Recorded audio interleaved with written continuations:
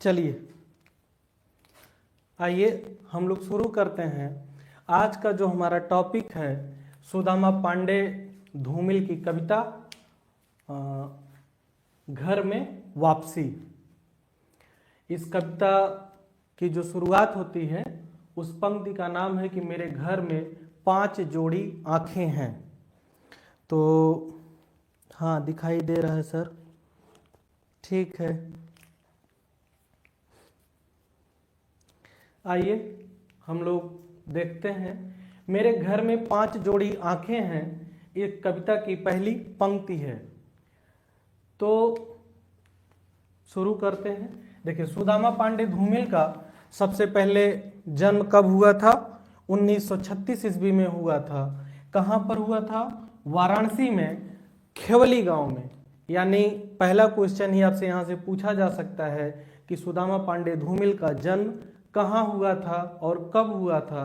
तो सुदामा पांडे धूमिल का जन्म 1936 ईस्वी में उत्तर प्रदेश राज्य के, यहाँ उत्तर प्रदेश नहीं लिखे हैं, नीचे लिख देते हैं, उत्तर प्रदेश राज्य के वाराणसी जिले, यानी जो बनारस है, वाराणसी जिले के खेवली गांव में हुआ था। और वाराणसी जिले में अगर देखा जाए तो हिंदी साहित्य के बहुत महान महान कवियों का जन्म हुआ था, जैसे मुंशी प्रेमचंद और भारतेंदु हरिश्चंद्र, जयशंकर प्रसाद, कबीर दास आदि कवियों का। तो जन्म 1936 ईस्वी में वाराणसी खेवली गांव में। मृत्यु कब हुई थी? 1975 ईस्वी में। यानी बहुत ही कम समय में सुदामा पांडे धूमिल जी की मृत्यु हो गई थी। मृत्यु किस कारण से हुआ था ये यहाँ नहीं लिखे हैं, लिख देते हैं, ब्रेन ट्यूमर के कारण। ब्रेन ट्यूमर हो जाने के कारण इनका क्या हो गया? बहुत अल्प समय में इनका स्वर्गवास हो गया, यानी इनकी मृत्यु हो गई। फिर अगला नंबर आता है, अगला पॉइंट, कि अगर आपसे परीक्षा में पूछा जाए कि ये किस वाद में आएंगे, यानी किस कालखंड में आएंगे, तो ऑप्शन में आप ढूंढिएगा साठोत्तरी कविता, आदिकाल, भक्तिकाल, रीतिकाल, आधुनिक काल। जब आधुनिक काल का शुरुआत होता है तो आधुनिक काल को जो अन्य भागों में डिवाइड किया गया है, तो प्रयोगवाद के बाद जिस कविता का विकास होता है कालखंड का, उसको हम लोग साठोत्तरी कविता के नाम से जानते हैं। तो ये साठोत्तरी कविता के कवि हैं। मेरे घर में 5 जोड़ी आंखें हैं। यहां से आपसे सवाल इस तरीके पूछ सकता है कि मेरे घर में 5 जोड़ी आंखें हैं, पंक्ति में जो ये 5 जोड़ी आंखें हैं किसका प्रतीक है? तो आप बताइएगा कि ये परिवार के 5 सदस्यों का प्रतीक है। यानी सुदामा पांडे धूमिल कहते हैं कि मेरे घर में 5 जोड़ी आंखें हैं, और वो 5 जोड़ी आंखें जो संकेत करती हैं किसके तरफ? परिवार के 5 सदस्यों के तरफ। चलिए, तो जन्म हो गया 1936 ईस्वी में वाराणसी खेवली गांव में। मृत्यु 1975 ईस्वी में। किस कारण से? ब्रेन ट्यूमर के कारण से। ये साठोत्तरी कविता के कवि हैं। ये पॉइंट बहुत महत्वपूर्ण है कि मेरे घर में 5 जोड़ी आंखें हैं। अगर ये 5 जोड़ी आंखें पूछ ले कि किस तरफ संकेत करती हैं, तो आप बताइएगा परिवार के 5 सदस्यों की तरफ। अगर इनकी कुछ प्रमुख रचनाओं के विषय में बात की जाए, क्योंकि परीक्षा में आपके सिलेबस से किन्हीं 2 रचनाकारों के 2-2 कवियों, उनकी 2-2 रचनाओं को लिखने के लिए पूछा जाता है, कि जैसे सुदामा पांडे धूमिल का इनाम दे दिया जाएगा कि सुदामा पांडे धूमिल की किन्हीं 2 रचनाओं का नाम लिखिए। तो इनकी जो 2 महत्वपूर्ण रचनाएं हैं, एक है पहला संसद से सड़क तक, और दूसरा है कल सुनना मुझे। यानी पहली रचना है संसद से सड़क तक, और दूसरी रचना है कल सुनना मुझे। आप इन दोनों नामों को याद रख सकते हैं। ये अगर परीक्षा में इनकी 2 रचनाओं का नाम पूछा जाए तो आप बेझिझक इन दोनों को लिख सकते हैं। कल सुनना मुझे बहुत महत्वपूर्ण इनका काव्य संग्रह है, क्योंकि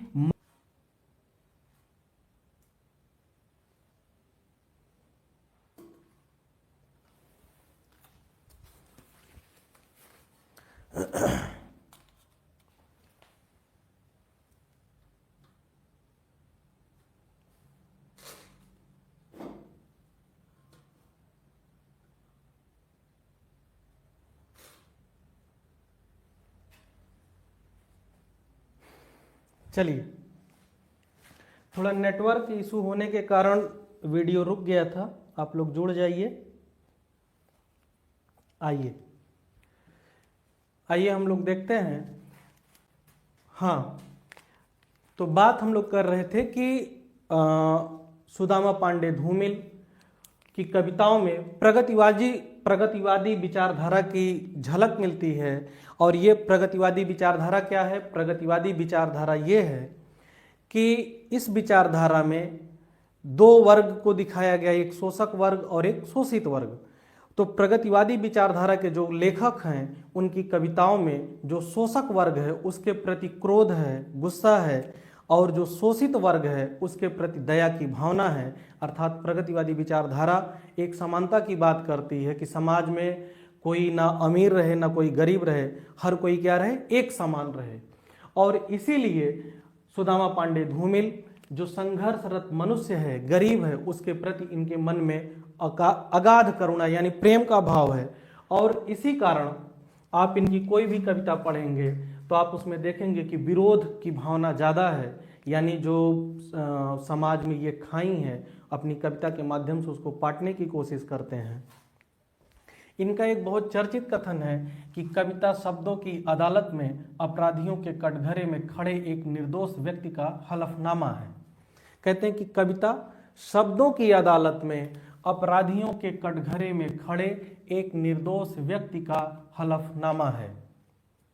अर्थात कविता क्या है कि शब्दों के अदालत में खड़े होकर के अपराधियों के कटघरे में, यानी अपराधियों के खिलाफ कविता क्या करती है, अपना आवाज उठाती है। और एक निर्दोष व्यक्ति का हलफनामा, यानी कविता में एक निर्दोष व्यक्ति के बारे में, कविता एक निर्दोष व्यक्ति के बारे में बात करने की कोशिश करती है। किसके कटघरे में खड़े होकर के? अपराधियों के कटघरे में खड़े होकर के। अगला एक पॉइंट लिख दिया कि कविता में एक ऐसे, यानी जो कविता हम लोग पढ़ने जा रहे हैं, घर में वापसी, तो इसमें क्या बताया गया है? कविता में एक ऐसे घर की आकांक्षा है जहां गरीबी दीवार की तरह बाधक ना हो। जैसे हम आपको पहले ही बताए कि घर में वापसी कविता में सुदामा पांडे धूमिल जी जो बताने की कोशिश किए हैं वो केंद्र बिंदु में यही है, गरीबी की दीवार। यानी इनका कोशिश है कि समाज में जो खाई है उसको पाटा जा सके, और परिवार में संख्या होते हुए, परिवार होते हुए भी जो गरीबी के कारण संघर्ष है, खुशियां जो दूर हो गई हैं, ये चीजें ना हो। परिवार हो लेकिन उसमें गरीबी की दीवार ना हो। आइए एक बार फिर से सारे पॉइंट को हम लोग समझ करके फिर कविता की व्याख्या पढ़ते हैं।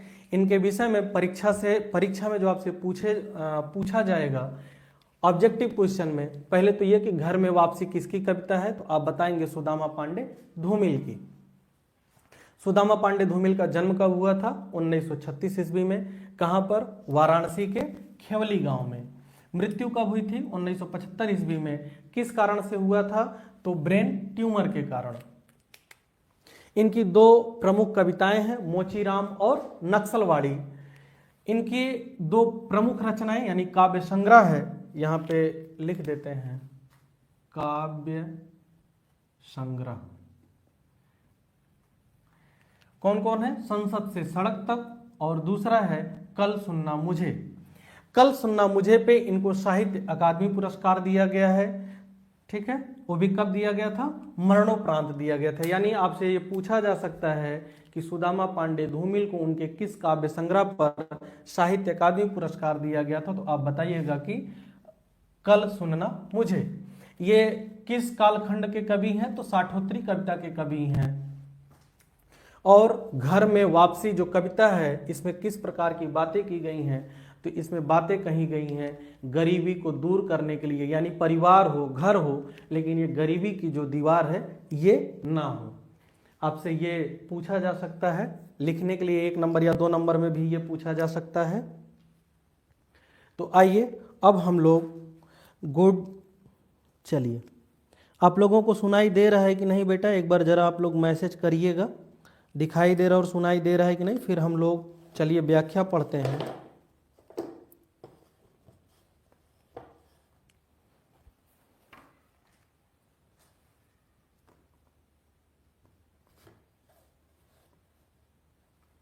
आवाज़ हमारी आप लोगों तक जा रही है कि नहीं, एक बार आप लोग चाहे इमोजी भेज दीजिए ये थंबनेल अंगूठे का, तो फिर हम आगे कविता की व्याख्या को पढ़ते हैं। ठीक, गुड। चलिए, कविता का जो शीर्षक है घर में वापसी। कविता की शुरुआत कुछ इसी प्रकार होती है कि मेरे घर में 5 जोड़ी आंखें हैं, माँ की आंखें पड़ाव से पहले ही तीर्थ यात्रा की बस के 2 पंचर पहिए हैं। आप सबको पता है कि हमारे देश में जब किसी भी धर्म का व्यक्ति हो, किसी भी जाति का व्यक्ति हो, जब हमारे माता पिता एक अवस्था उनकी हो जाती है तो लोग कहाँ जाना चाहते हैं? तीर्थ यात्रा जाना चाहते हैं, घूमना चाहते हैं, भगवान की भक्ति करना चाहते हैं। तो कहते हैं कि मेरे घर में 5 जोड़ी आंखें हैं। 5 जोड़ी आंखों से तात्पर्य किससे है? परिवार के 5 सदस्यों से। तो धूमिल जी कहते हैं कि मेरे घर में 5 जोड़ी आंखें हैं, अर्थात मेरे परिवार में परिवार के सदस्यों की संख्या कितनी है? 5 है। सॉरी। आगे कहते हैं कि माँ की आंखें पड़ाव से पहले ही तीर्थ यात्रा की बस के 2 पंचर पहिए हैं। एक सेकंड।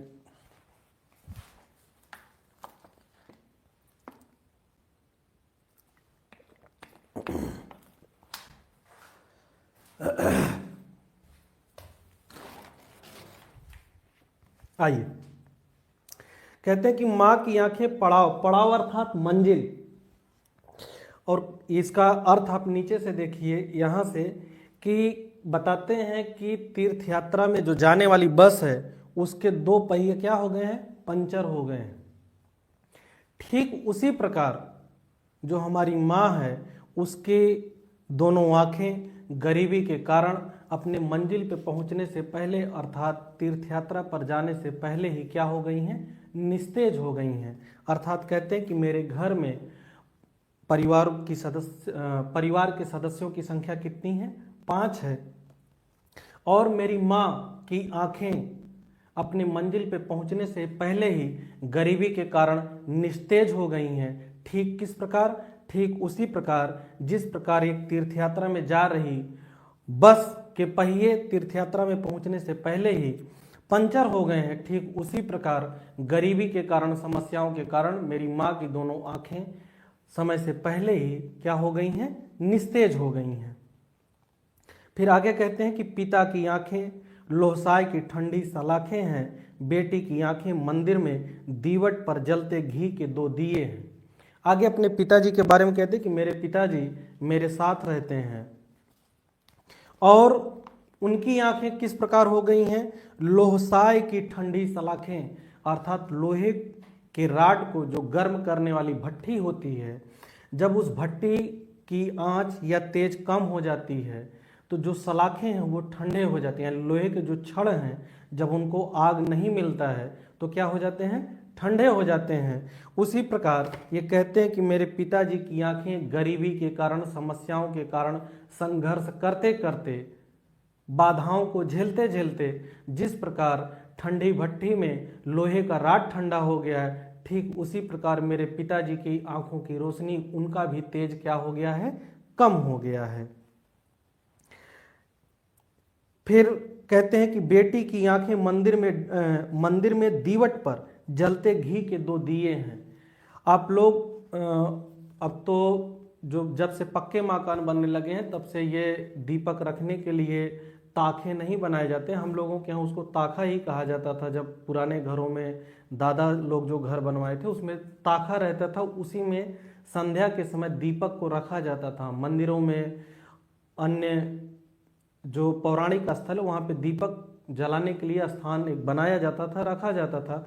उसी की बात करते हैं कि जो मंदिर में दीवट पर रखे हुए 2 दिए हैं, मेरी पुत्री की आंखें ठीक उसी प्रकार हैं। अर्थात जहाँ पे दीपक रखा जाता है वो स्थान आप देखेंगे ऊपर का काला हो जाता है। तो कहते हैं कि गरीबी के कारण जो मेरी लाडली पुत्री है वो मुझसे बहुत सारी इच्छाएं रखती है कहने के लिए, लेकिन कह नहीं पाती है, और गरीबी के कारण, समस्याओं के कारण उसकी आंखें, जिस प्रकार वो दीवट है, दीपक रखने का जो दीवट है, यानी आली, जो दीपक रखने की जो जगह है आली, जिस प्रकार वो काली पड़ गई है, ठीक उसी प्रकार गरीबी के कारण, समस्याओं के कारण मेरी पुत्री की दोनों आंखें क्या हो गई हैं? काली पड़ गई हैं। तो यानी अपने माताजी, पिताजी और बेटी के बारे में बताते हैं कि परिवार में तो हर कोई है, लेकिन गरीबी के कारण, समस्याओं के कारण स्थिति ऐसी बन रही है कि समय से पहले ही उनके अंदर लड़ने की क्षमता नहीं रह गई है और वो क्या हो गई हैं? उनकी आंखें निस्तेज हो गई हैं। माँ की आंखें तीर्थ यात्रा में जा रही बस के पहियों के समान समय से पहले ही, स्थान से पहले ही पंचर हो गई हैं, अर्थात वो निस्तेज हो गई हैं। और पिताजी की आंखें लोहे के जो राड है वो ठंडी भट्टी में जिस प्रकार पड़ने पे ठंडा हो जाता है, ठीक उसी प्रकार इनकी आंखों का जो तेज है समय से पहले वो भी नष्ट हो गया है। और मेरी पुत्री की जो दो आंखें हैं वो आली पे रखे हुए दीपक के समान क्या हो गई हैं? काली पड़ गई हैं। कहते हैं कि पत्नी की आंखें आंखें नहीं हैं, क्या हैं? हाथ हैं जो मुझे थामे हुए हैं। अपने धर्मपत्नी के विषय में सुदामा पांडे धूमिल जी कहते हैं कि जो मेरी पत्नी है उसकी आंखें आंखें नहीं है, बल्कि क्या है? मेरा हाथ है। यहाँ पे जो हाथ है, अगर आपसे इस तरीके का पूछे कि मेरी पत्नी की आंखें आंखें नहीं हाथ हैं, तो यहाँ पे हाथ से तात्पर्य क्या है? तो आप उनको बताइएगा। यहाँ थोड़ा सा मिटा करके हम लिखते हैं कि हाथ का यहाँ पे जो तात्पर्य है किससे है? सहारे से। किससे है? सहारे से। यानी सुदामा पांडे धूमिल जी अपनी पत्नी के विषय में कहते हैं कि मेरी पत्नी मेरी क्या है? सहारा है, जो मुझे इस जीवन में, इस गरीबी से लड़ने की क्या देती है? शक्ति देती है। मेरे हर संकट में मेरे साथ खड़ी रहती है। इसलिए उसकी आंखें आंखें नहीं, अपितु तो क्या है? हाथ हैं, वो हमारा सहारा है। आगे कहते हैं कि वैसे हम स्वजन हैं, करीब हैं, बीच की दीवार के दोनों ओर, क्योंकि हम पेशेवर गरीब हैं। कहते हैं कि हम स्वजन हैं, स्वजन का अर्थात मतलब पारिवारिक जन हैं, एक ही परिवार के हैं। करीब हैं अर्थात एक ही घर में रहते हैं, लेकिन बीच की दीवार के दोनों ओर, क्योंकि हम पेशेवर गरीब हैं। कहते हैं कि हम पांचों परिवार, माँ, पिताजी, बेटी, पत्नी और मैं, पांचों सदस्य एक ही घर में रहते हैं, लेकिन हम लोगों के बीच में कौन आकर के खड़ा हो गया है? ये गरीबी की जो दीवार है ये आकर के खड़ी हो गई है। और इसके खड़े हो जाने से नुकसान क्या होता है? आगे बताते हैं कि रिश्ते हैं लेकिन खुलते नहीं हैं। कहते हैं कि हम सबका एक दूसरे से कुछ ना कुछ रिश्ता है। मैं किसी का बेटा हूँ, कोई मेरी पत्नी है, कोई मेरी बेटी है, किसी का मैं पिता हूँ, कोई मेरा पिता है, कोई मेरी माँ है, लेकिन खुलते नहीं हैं। अर्थात गरीबी के कारण, समस्याओं के कारण लोग अपनी समस्याओं को एक दूसरे से कहते नहीं हैं। और हम अपने खून में इतना भी लोहा नहीं पाते कि हम उससे एक ताली बनवाते और भाषा के भुन्ना सी ताले को खोलते। कहते हैं कि हमारे शरीर के अंदर यहाँ पे खून में इतना लोहा भी नहीं पाते। यहाँ पे खून में लोहे से जो तात्पर्य है वो तात्पर्य ये है कि कहते हैं कि हम अपने शरीर में, अपने खून में इतना तेज नहीं पाते कि हम क्या करते? उससे एक ताली बनवाते, अर्थात एक चाबी बनवाते, अपने तेज से एक चाबी बनवाते और क्या करते? भाषा के भुन्ना सी ताले को खोलते, अर्थात जो संकट रूपी, जो गरीबी रूपी ताला है, उस चाबी से, साहस की चाबी से, हिम्मत की चाबी से हम क्या करते? उस जंग लगे ताले को, गरीबी रूपी जो ताला है उसको खोल पाते, अर्थात उसको भगा पाते। कहते हैं कि हम रिश्ते हैं लेकिन खुलते नहीं हैं। सुदामा पांडे धूमिल जी कहते हैं कि हम परिवार में एक साथ रहते हैं, लेकिन लोग एक दूसरे से अपने सुख दुख को कहते नहीं हैं। किसके कारण? गरीबी के कारण, समस्याओं के कारण लोग अपनी समस्याओं को एक दूसरे से कहने से बचते हैं। और कहते हैं कि हमारे शरीर में अब इतना लोहा नहीं बचा है, अर्थात हमारे खून में इतनी ताकत नहीं बची है कि हम अपनी शक्ति रूपी ब्लड से, खून से एक चाबी बनवाते और जो जंग लगी हुई गरीबी रूपी ताला है उसको खोलते, अर्थात उसको दूर भगाते, ताकि हमारे रिश्तों में क्या आ जाती और मधुरता आ पाती। फिर आगे कहते हैं कि रिश्तों को सोचते हुए आपस में प्यार से बोलते, कहते कि ये पिता हैं, यह प्यारी माँ है, यह मेरी बेटी है। पत्नी को थोड़ा अलग करते, तू मेरी हमसफ़र है। हम थोड़ा जोखिम उठाते, दीवार पर हाथ रखते और कहते यह मेरा घर है। आगे कहते हैं कि अगर हम हमारे खून में, हमारे शरीर में इतनी हिम्मत रहती, इतनी ताकत रहती कि इस गरीबी रूपी ताले को हम खोल पाते, इसको भगा पाते, तो उससे क्या होता, तब हम रिश्तों को सोचते हुए, अर्थात तब फिर जो हमारे बीच एक गरीबी की दीवार है वो टूट जाती और हम लोग एक दूसरे से बात करते हुए बताते, एक दूसरे से प्रेम करते और कहते कि ये हमारे पिताजी हैं, ये हमारी माताजी हैं और ये हमारी बेटी है। पत्नी को थोड़ा सा अलग करते और पत्नी के लिए कहते कि तुम मेरी क्या हो, हम सफ़र हो, अर्थात जीवन संगनी हो, तुम हमारी ताकत हो, हमारे हर संकट में तुम हमारे साथ खड़े रहने वाली जीवट शक्ति हो। और हम थोड़ा जोखिम उठाते, दीवार पर हाथ रखते और कहते कि यह मेरा घर है। कह रहे हैं कि फिर हम पांचों मिल करके जो गरीबी रूपी दीवार है उस पर हाथ रखते और कहते कि अब तुम यहाँ से भागो क्योंकि यह मेरा घर है। तो ये इसकी व्याख्या कुछ इस प्रकार रही। इसमें आए हुए कुछ महत्वपूर्ण शब्दों का जो अर्थ है उसको हम आपको लिख करके बता देते हैं, और कुछ शब्दों में अलंकार आया है उसको भी बता देते हैं। कविता बहुत सिंपल सी है, बस खाली आपको इतना याद रखना है कि इसके केंद्र बिंदु में क्या है, गरीबी से जूझता हुआ परिवार है और उस परिवार की गरीबी के कारण क्या समस्याएं हैं उनको बताने की कोशिश किया गया है। और इसीलिए हम चाहते हैं बेटा कि आप लोग इतना मेहनत करिए, इतना मेहनत करिए कि छोटी छोटी चीज़ों के लिए आपको, आपके पिता को परेशान ना होना पड़े। वो कहते हैं कि हमारा बचपन गरीबी में बीते ये समझ में आता है, लेकिन हमारे पिता का बुढ़ापा गरीबी में ना बीते ये हमारे और आपकी जिम्मेदारी है। और उस सब को दूर करने का सिर्फ एक ही उपाय है, क्या है, शिक्षा। आप जितना पढ़ेंगे आप उतना आगे बढ़ेंगे। तो पड़ाव, एक आया है शब्द पड़ाव जिसका अर्थ है मंजिल। पड़ाव का अर्थ है मंजिल। फिर अगला शब्द है लोह साए। लोह साए अर्थात भट्ठी। किसकी भट्ठी? लोहे की। लोहे को गर्म करने की, है ना, लोहे को गर्म करने की। अगला शब्द है सलाखें। सलाखें क्या है? लोहे का छड़, है ना। फिर अगला है, बताते हैं, दीवट का अर्थ हो जाएगा, दीवट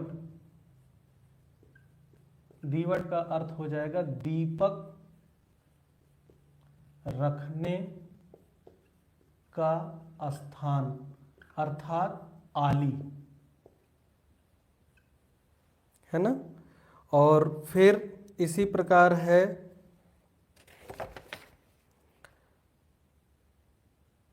भुन्नासी।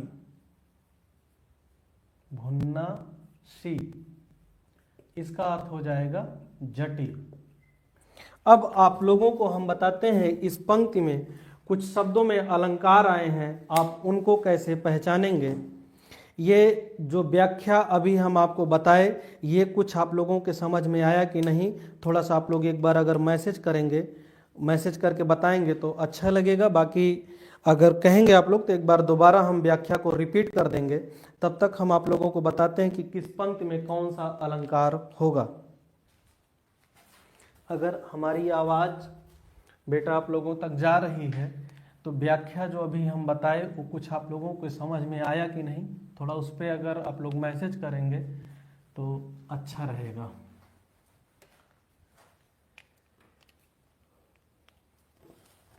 देखिए, एक शुरुआत में ही एक शब्द आया है पंचर पहिए, पंचर पहिए। अब पा का यहाँ पे उच्चारण एक साथ है, इसलिए यहाँ पे कौन सा अलंकार हो जाएगा, अनुप्रास अलंकार हो जाएगा। अलंकार के विषय में भी हम पूरा व्यवस्थित तरीके बता दिए हैं।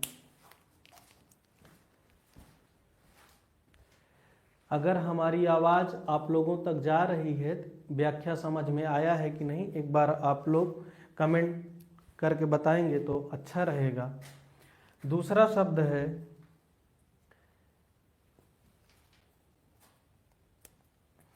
आंखें, आंखें।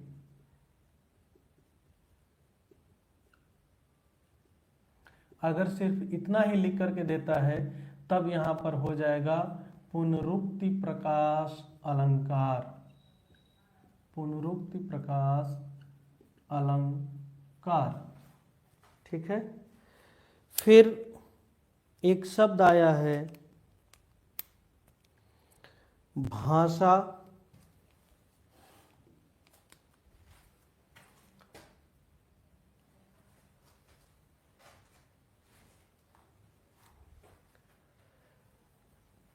चलिए, भाषा,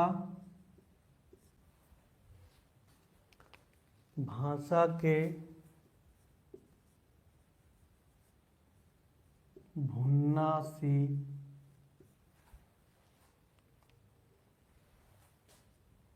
ताले को खोलते। तब यहाँ पे ये सी शब्द आने के कारण यहाँ पे कौन सा अलंकार हो जाएगा, उपमा अलंकार। क्योंकि उपमा अलंकार का पहचान ही यही है कि यू सी से समान समतुल्य जहाँ पर हमको मिल जाए वहाँ पर कौन सा अलंकार हो जाएगा, उपमा अलंकार हो जाएगा। तो ये सुदामा पांडे धूमिल की जो कविता है घर में वापसी, इसकी कुछ व्याख्या इस प्रकार रही, इसके विषय में सामान्य जानकारी कुछ इस प्रकार रही। तो आज के लिए बस इतना ही, क्लास को हम यहीं ख़त्म करते हैं। मिलते हैं आप लोगों से अगले क्लास में, तब तक के लिए धन्यवाद। और जो भी हमारे बच्चे जुड़े थे, आप सभी लोगों का बहुत बहुत धन्यवाद। मिलते हैं हम लोग नई जानकारी के साथ नए क्लास में। धन्यवाद।